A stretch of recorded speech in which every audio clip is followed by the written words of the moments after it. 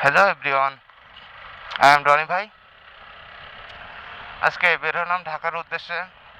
ঢাকায় যাইতে কি কি সমস্যার সম্মুখীন হইতে হয়, কি কি করতে হয়, কিভাবে যাইতে হয়, ইনশাল্লাহ আপনাদের কাছে পুরো ভিডিওটা দেখাবো। আমি বেরোইছি যশোর থেকে। যশোর থেকে ঢাকা যাইতে টোল খরচ কত, বাইকে কেমন খরচ হয়, এটা এবারে আপনাদের একটা হিসাব দেবো। আর যাদের সুজুকি জিক্সার এসএফ আছে তারা তো ভালোভাবে বুঝতে পারবেন যে ঢাকায় যাওয়া বাইকে সহজ নাকি বাসে সহজ। ইনশাল্লাহ ফুয়েল লোড করব। সো আপনাদের সাথে সেই ফুয়েল লোড করার বিবরণটা দিব, এবং ফুয়েল লোডের সাথে আমি একটা ফ্যামিলিঙ্গের অকটেন বুস্টার ইউজ করব। সেটাও আপনারা করতে পারেন, মাইলেজ ভালোর জন্য, পারফরমেন্স ভালোর জন্য ইনশাল্লাহ আপনারা করতে পারেন এটা। আমি প্রতি অল টাইম লং জার্নিতে এটা করে থাকি। ইনশাল্লাহ আমার পারফরমেন্সও যেমন ভালো দেয়, মাইলেজটাও তেমন ভালো দেয়। চলে আসছি ফুয়েল স্টেশনে। এখন ওইখান থেকে ফুয়েল ফুল লোড করব, করে বাদ বাকিটা কথা বলবো ফুয়েল লোডের পরে ইনশাল্লাহ। আগে ফুয়েল লোডটা করে নিই।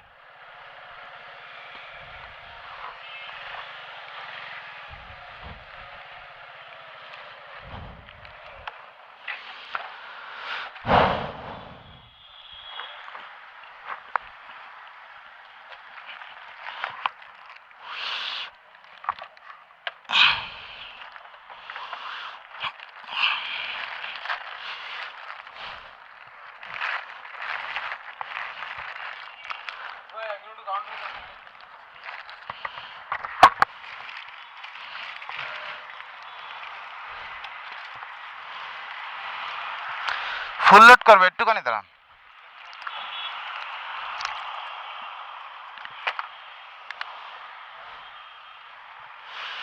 অকটেন বুস্টার ফ্যামিলিঙ্গর, এই যে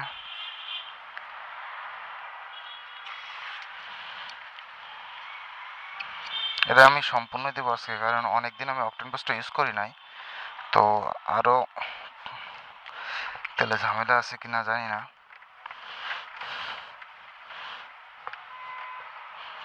কি রে লকে কি হলো?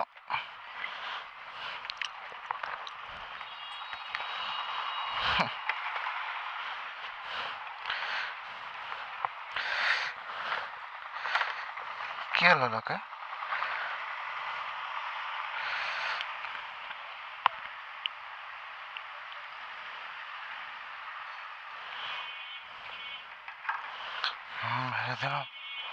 দেন ভাই, ফুল লোড করেন। হ্যাঁ হ্যাঁ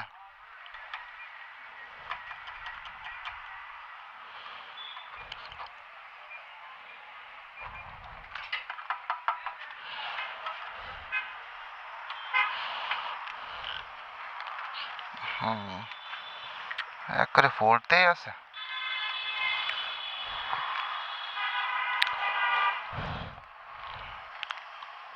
রাখি কয়টা?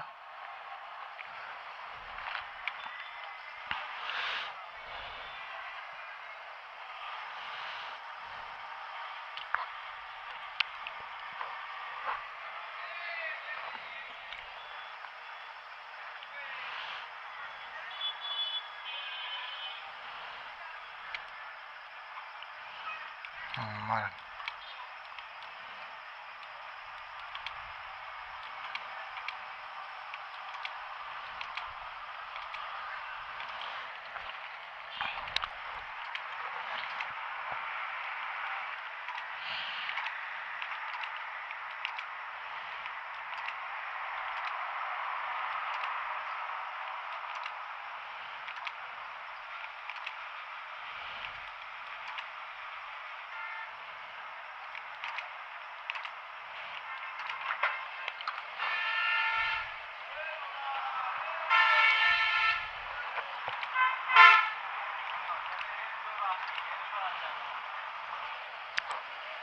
একাত্তর হয়েছে না, না 74 করেন।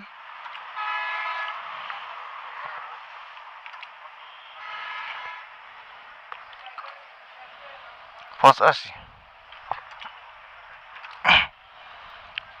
89, 92, হাত দুটো 99।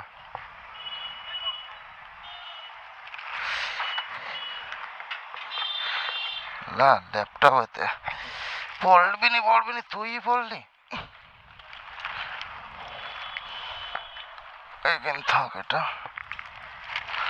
দিচ্ছি ভাই, আমি এটা একটা বেঁধে নি, দিচ্ছি পুরো 1200 না, সমস্যা নেই এতে। এখন পেমেন্টটা দিব।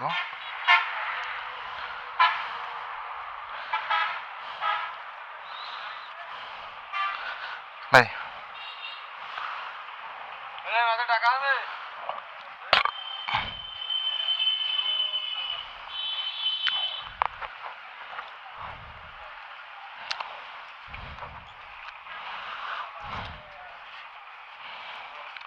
300।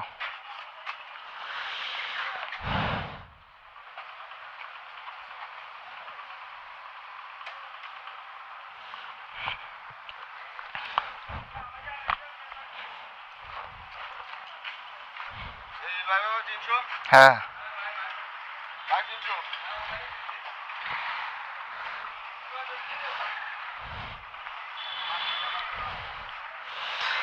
এখন বের হয়ে যাব ইনশাল্লাহ। গ্লাভসটা পরবো আরো একটু সামনে যে।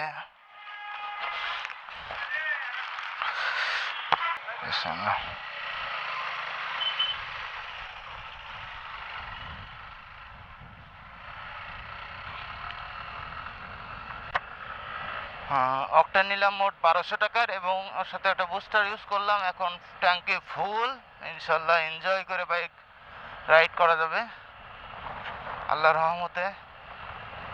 যদি রাস্তায় কোনো আল্লাহ আফাত বিপদ না রাখে তাহলে ইনশাল্লাহ ভালোভাবে আমি পৌঁছে যাবো ইনশাল্লাহ। 4টে ভিতরে পৌঁছানোর চিন্তা আছে, এখন দেখা যাক উপর আল্লাহ কি রাখছে।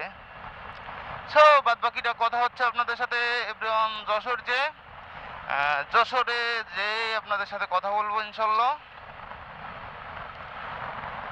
আমার তো প্রচণ্ড পরিমাণ বৃষ্টি হচ্ছে, এখন ব্যাগের থেকে রেনকোটটা বের করতে হবে, কারণ দাঁড়ানোর মতো টাইম নাই।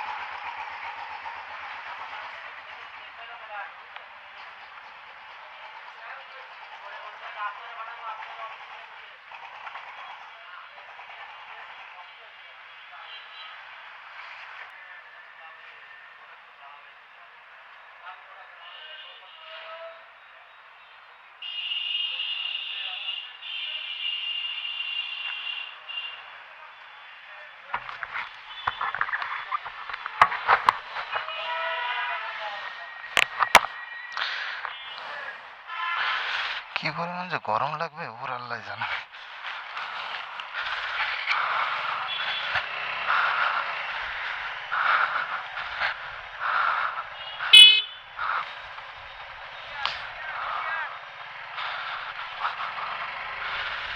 হ্যাঁ বৃষ্টি হচ্ছিল, বৃষ্টি শেষ, তাও হালকা হালকা পড়তেছে।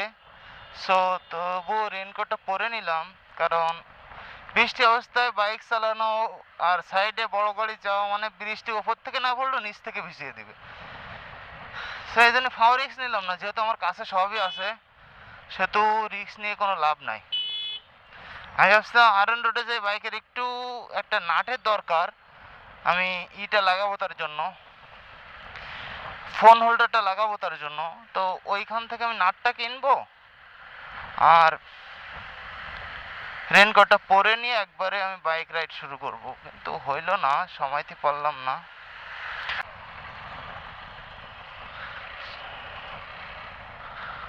সো এভরিওয়ান, সামনে নাকি পুলিশ চেকপোস্ট বসাইছে, গাড়ি ধরতেছে নাকি, তো সমস্যা নাই, নো প্রবলেম, কারণ আমার কাছে গাড়ির অল ডকুমেন্ট আছে এবং সব কিছুই অরিজিনাল। সো আশা করি কোনো সমস্যা হওয়ার কথা না। আমার সমস্যাটা হবে যে এই যে দাঁড়াইছে, নো প্রবলেম। হ্যাঁ, পিছন থেকে গাড়ি ওভারটেক করতে দিলে সমস্যাটা হবে সেটা হলো গিয়ে আপনার, আপনি দিক ভুলে যাবেন। কারণ অটো আপনার যখন ওভারটেক করবে বারবার, তখন হয় আপনার রাগ হয়ে যাবে, তখন আপনি ওভার স্পিড করবেন। আর দ্বিতীয়ত আপনি বাতাসের কারণে আপনি হেলে হেলে যাবেন, বারবার এরকম হেলে হেলে যাবেন। সো এইটা। আর সবসময় মেন্টালিটি আপনি প্রিপারেশন থাকবেন, আপনি নার্ভাস থাকবেন না কখনো, কখনো আপনি নার্ভাস থাকবেন না, মেন্টালিটি প্রিপারেশন থাকবেন সবসময় হাই।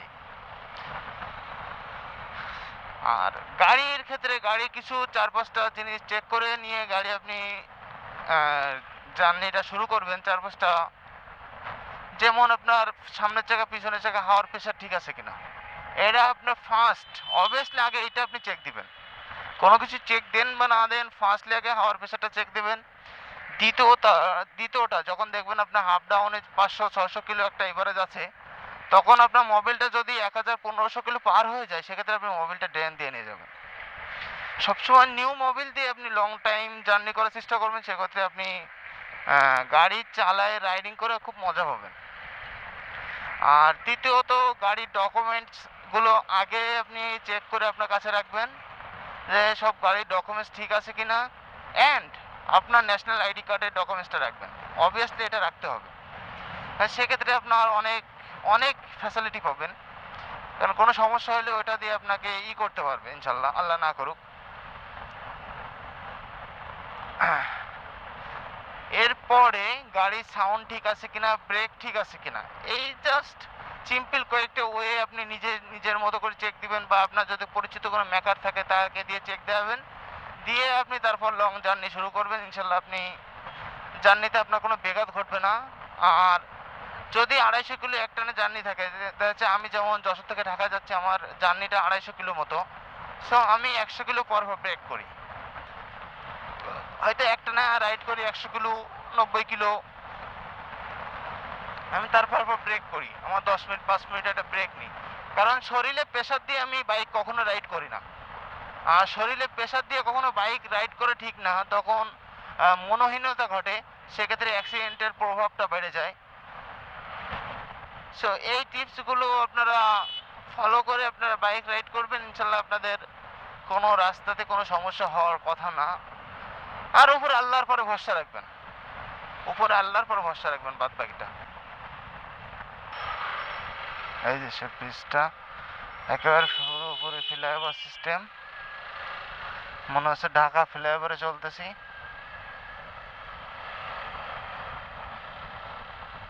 বেশ লম্বা ব্রিজটা।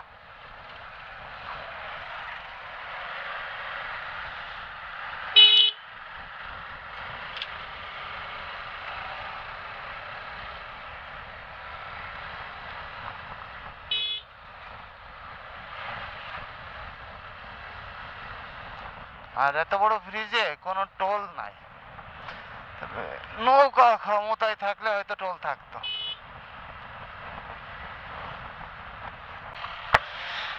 সো এভরিওয়ান, প্রচণ্ড বৃষ্টির কারণে কথা বলতে পারিনি আপনার সাথে। তো এখন চলে এসেছি এই কালনা সেতুতে, আর মেবি কালনা সেতু টোল 10 টাকা। আর আসলে অসাধারণ অমায়িক ভিউ কালনা সেতুর যে ভিউটা, মানে বলে বোঝাতে পারবো না, যে এত সুন্দর জায়গাটা, অনেক সুন্দর, আসলে ভালো লাগে। এখন কালনা সেতু পার হচ্ছি, আর কালনা সেতু পার হওয়ার পরে হয়তো কালনা টোল টোল প্লাজা, দেন অমায়িক দৃশ্য, অমায়িক।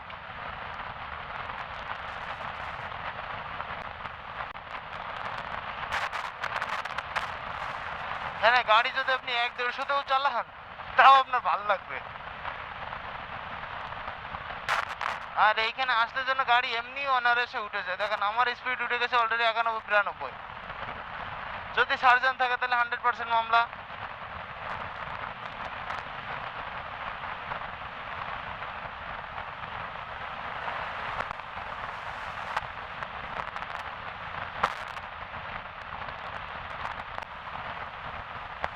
পাশের এই যে দাগটা, এই যে দাগটা, এটা চোখে মানে এত পরিমাণ ডিস্টার্ব করতেছে, চোখ ধাঁধা লেগে যাচ্ছে।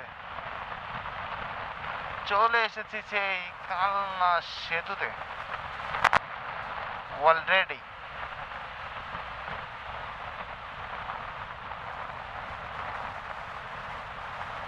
দিয়ে দিলাম এখানে ঢোকায়।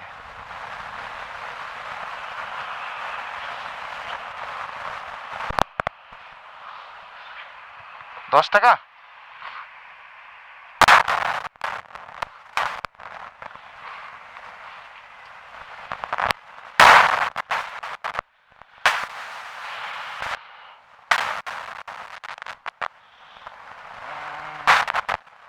Right code.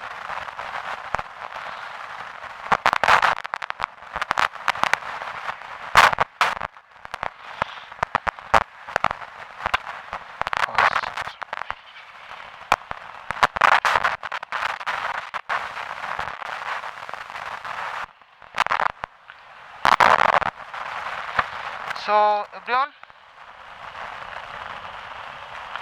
এই যে ফার্স্ট টোল দেওয়া হয়ে গেল। ফার্স্ট টোল $10 পড়ছে, এই যে। সো বিদায়, টোলটা এটা ফেলে দিয়ে তো কোনো কাজে লাগবে না। এখন আপনারা কালনা সেতুটা উপভোগ করতে থাকেন। আর সামনে বৃষ্টি আসতেছে, কুয়াশার মতো হয়ে গেছে, আকাশে মেঘ মেলা। বৃষ্টিটা উপভোগ করতে থাকুন সাথে। হয়তো অতিরিক্ত বৃষ্টি আসলে ক্যামেরাটা আবার খুলে রাখতে হবে, করা কিচ্ছু নাই। তো কথা পরে বলি, আপাতত বৃষ্টিটা উপভোগ করুন।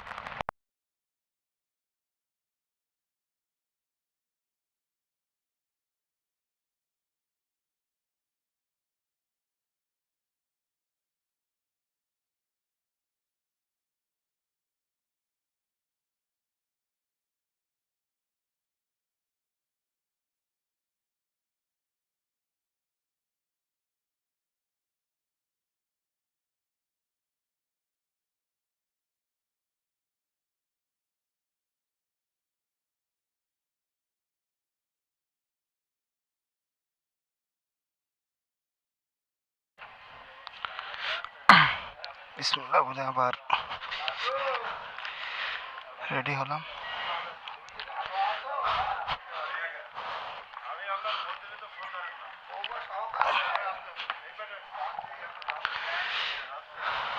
রেডি আবার রওনা দিচ্ছি।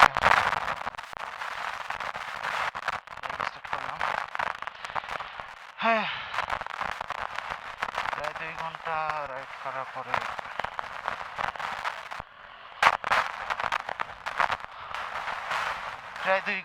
করার পরে আবার 20 মিনিটের জন্য দাঁড়িয়েছিলাম। এখন আবার রওনা হচ্ছি ঢাকার উদ্দেশ্যে।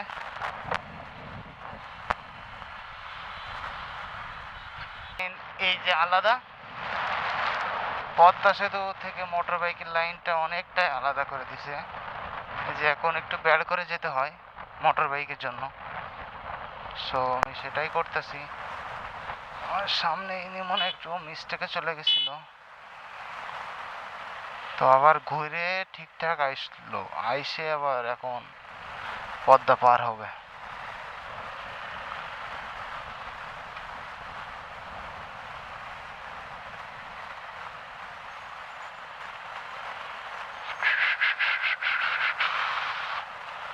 পদ্মা সেতুর টোল।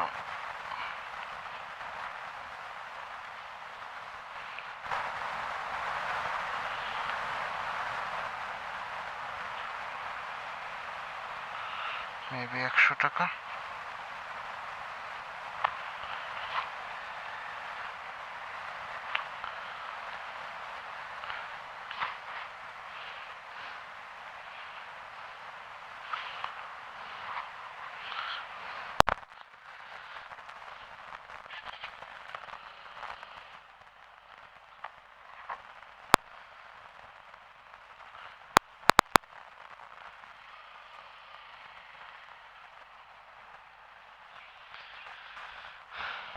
এই যে আমার পদ্মা সেতুর টোল,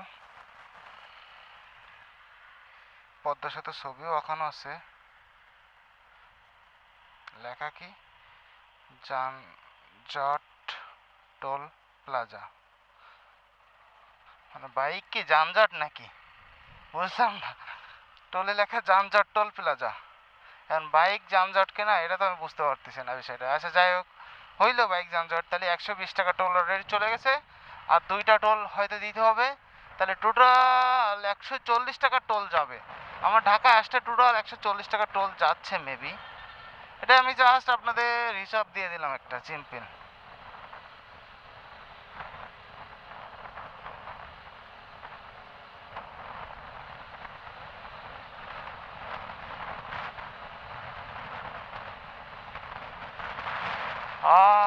সুন্দর, অপরিসীম, কত সুন্দর একটা সেতু, পদ্মা সেতু। এখানকার যে ভিউটা, মাথা নষ্ট করা একটা ভিউ বলে না, সেইটা এলে এখানে পুরোপুরি একদম মাথা নষ্ট করা ভিউ।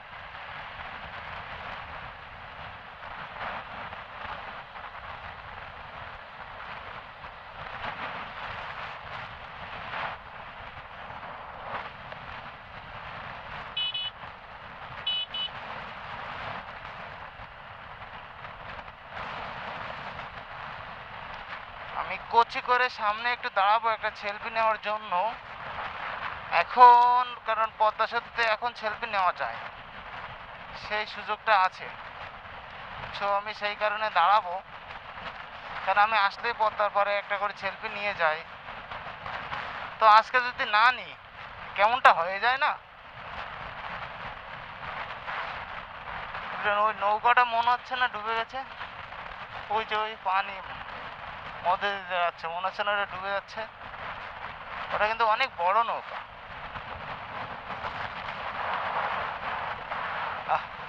আগে কত ফেরি ছিল, এই সেতু হওয়ার পরে এখানে ফেরি কিছু না।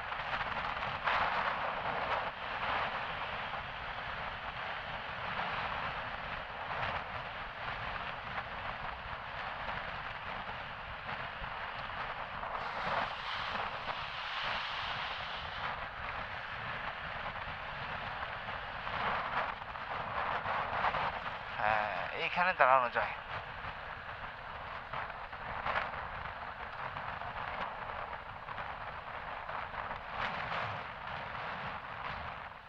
পুরো পদ্মা নদীর মাঝায় এখানে দাঁড়ানো যায়।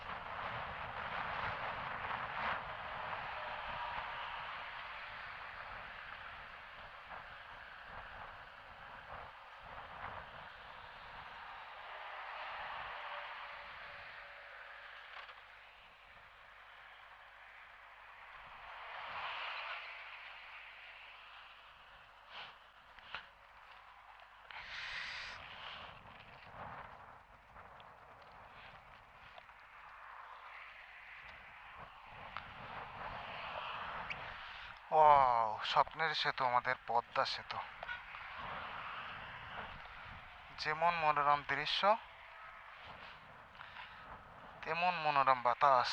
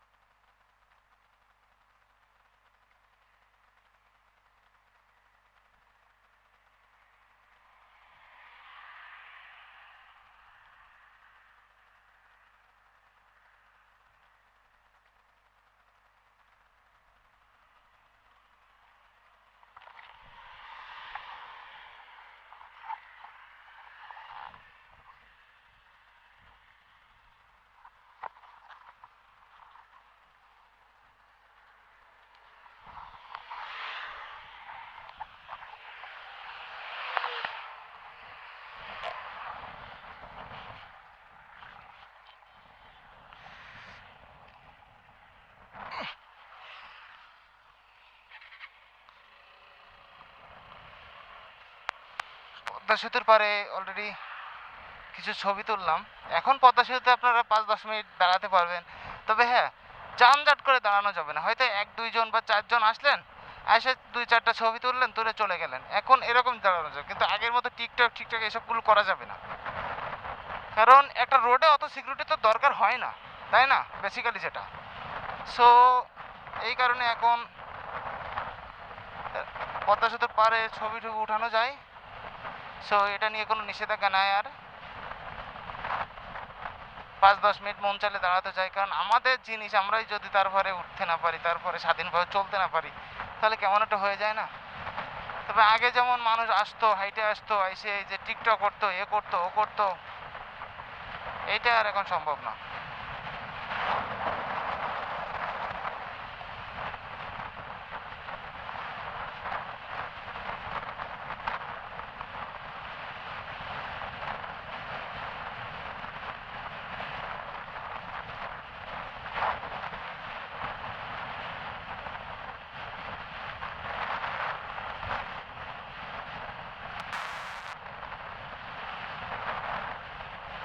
পদ্মা সেতুর পরে অলরেডি 100 স্পিড তুলে ফেলছি। বেশি স্পিড উঠানো যাবে না, খুব স্বপ্ন ছিল। তো এই নিয়ে 4বার আমি পদ্মা সেতুকে ওভারটেক করলাম বাইক দিয়ে। এবার এটা দিয়ে 4বার হলো।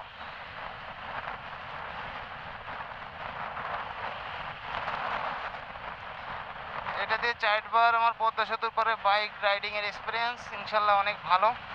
তবে ফার্স্ট আমি, হ্যাঁ, 4বারই পদ্মা সেতুর পরে দাঁড়াইছি, 4বারই সমস্যা হয়নি ইনশাল্লাহ। কারণ 5 আগস্টের পরেই আমি পদ্মা সেতুর পরে আসছি। এর আগে আমি কখনো বাইক নিয়ে পদ্মা সেতুর পরে আসি নাই। তবে এতে যে পরিমাণ বাতাস অলরেডি এক সাইডে ধাক্কা দিয়ে দিচ্ছে, কারণ একটু বাইক স্পিডে একটু রাইড করতেছি, তো শুধু ভালো লাগার জন্য স্পিডে রাইড করতেছি, কারণ আমি এরকম স্পিডে পদ্মার পরে রাইড করি না। তো এত পরিমাণ বাতাস দিচ্ছে যে নিজেরে কন্ট্রোল করে বাইকরে কন্ট্রোল করা একটু টাফ হয়ে যাচ্ছে। আর অপোজিট সাইড থেকে যদি পরিবহন আসতেছে, তা মনে করেন আমাকে চেলে ফেলে দিচ্ছে যে তুই যা, তুই আউট, বোল্ট আউট তুই, এরকম একটা অবস্থা হয়ে যাচ্ছে। যে আমি হাতে পায়ে ধরে আবার থাকতেছি, না ভাই আমাকে একটু চান্স দেন, এরকম ভাবে আমি আবার ফিরে আসতেছি।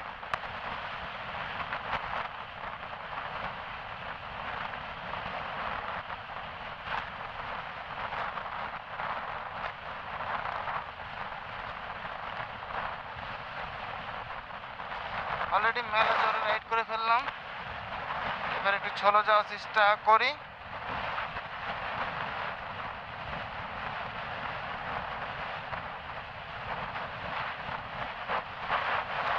পদ্মা সেতুর পাশ থেকে নিচে মাওয়া শহরটা দেখতে কেমন লাগে দেখেন।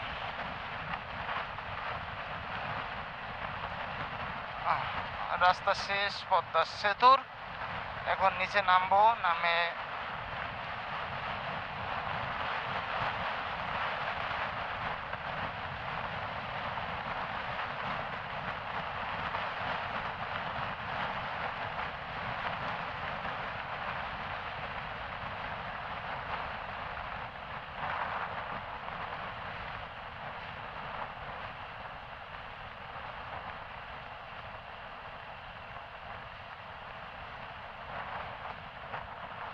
অলরেডি ঘাটে পুলিশ দাঁড়ানো আছে, কেন আছে জানি না, তবে কি হয়েছে তাও জানি না। হয়তো কোনো সমস্যা হয়েছে, কোনো নেভিগেশন দিবে।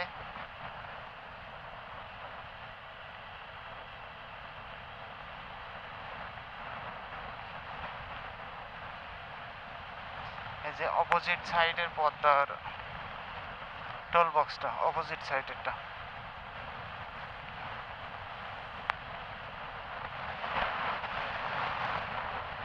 সামনে বেশ কিছু চায়ের দোকান আছে, টম দোকান, আমি ওখান থেকে আপাতত চা খাবো, একটু রেস্ট নিব, কারণ একটু পিন লেগে গেছে হাতে, কষ্ট হচ্ছে।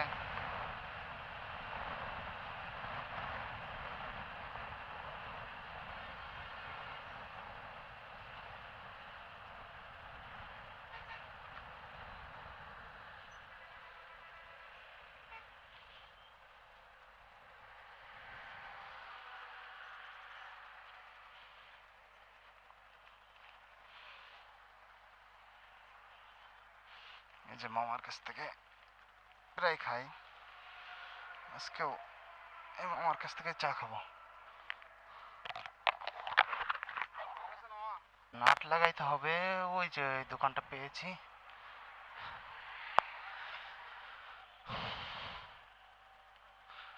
দেখি আমাকে নাটটা লাগিয়ে দেয় কিনা।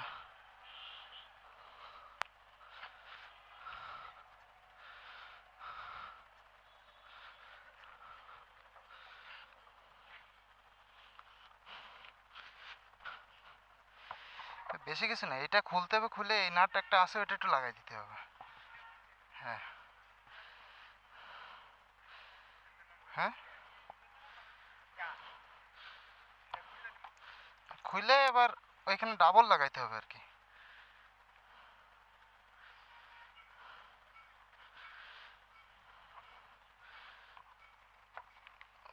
মানে ফোন হোল্ডারটা লাগাইতে হবে, বুঝছেন? ফোন হোল্ডারটা বের করে নিই, পুরো এখান থেকে খুলে বলিনি, এখান থেকে। ধুত্তেরি। এই যে, হ্যাঁ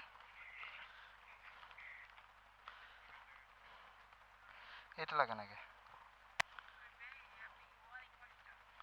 কেন? তার ফোনে চার্জার টার্জার হেডফোন থাকবো না? হ্যাঁ, এবার এটা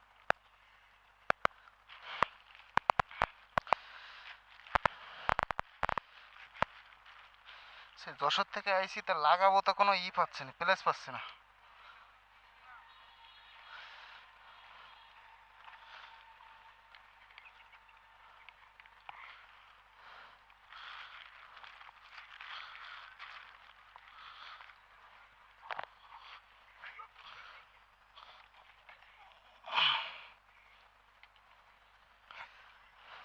ওকে না,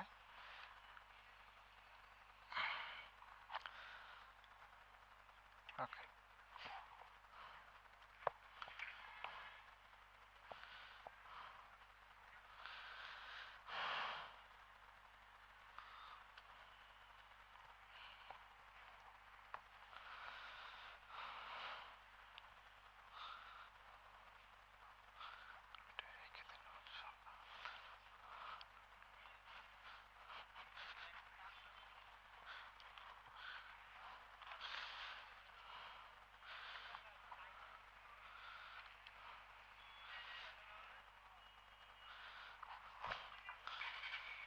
ফোন হোল্ডারটা লাগিয়ে নিলাম, যাত্রাবাড়ি যে ফোনটা লাগাবো এখানে, কারণ ফোন হোল্ডার ছাড়া তো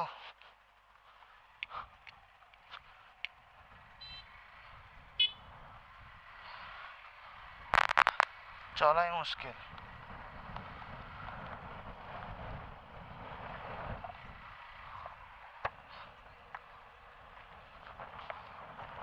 আবার হাইওয়েতে চলে আসলাম। সো এভরিওয়ান, এখানে ফোন হোল্ডারটা লাগিয়ে নিলাম ওনাদের কাছ থেকে। ওনারা আমার ব্যাগের ভিতরে জিনিসপত্র দেখে, যেমন ক্যামেরার অ্যাক্সেসরিজ আছে, প্লাস ফোনের চার্জার টার্জার দিয়ে আছে অনেক কিছুই। তো তারা বলে আপনি কি ওয়ারিং মাস্টার না?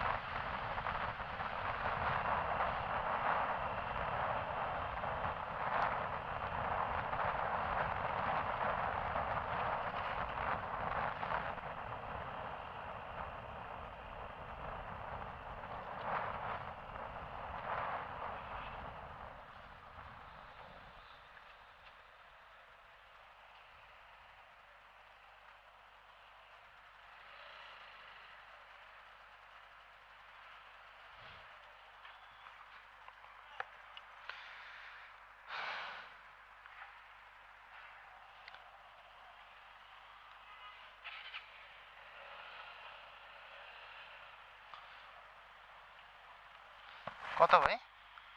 20 টাকা? এই যে ভাই,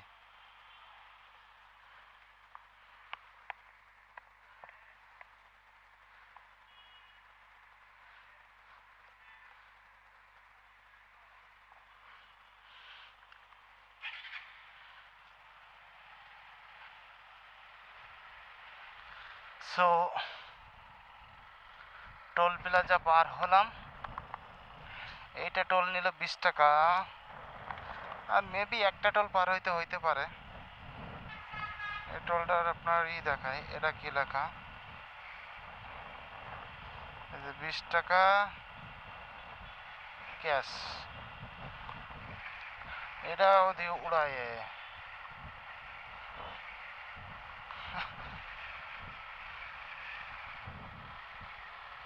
ওটাও দিলাম উড়ায়। সো ওইটা টোল পার হলাম 20 টাকা। আবদুল্লাপুর এইদিকে, আমি যাবো মোহাম্মদপুর, আর ঢাকা এটা। আপাতত তো যাত্রাবাড়ি যাব, যাত্রাবাড়ি যেয়ে তারপরে নেভিগেশন অন করব, এর এক পর্যন্ত চলতে থাকবো।